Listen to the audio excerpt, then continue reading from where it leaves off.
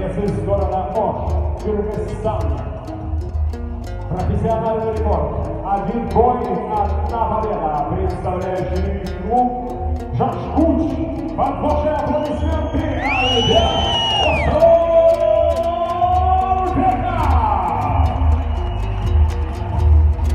Его соперник в красном углу из города Душанбе, Таджикистан. Боец дебютирует на профессиональном ринге. Под ваши аплодисменты Микропшоп Сиеве!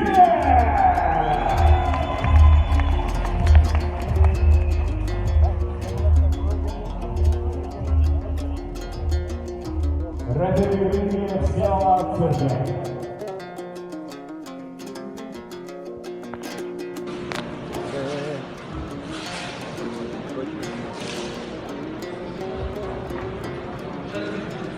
Внимательно слушаем моей команды, правила не нарушаем, работаем 2 раунда по 5 минут, лоб, голову, не работаем, правила не нарушаем, удачи всем. Березовский, ваша поддержка!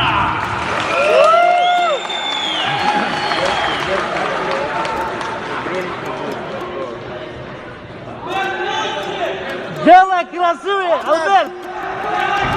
Во! Молодец!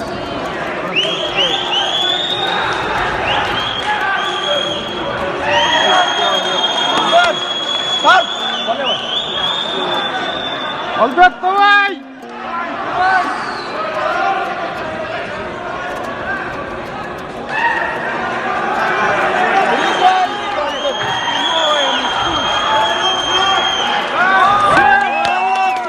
Красавчик!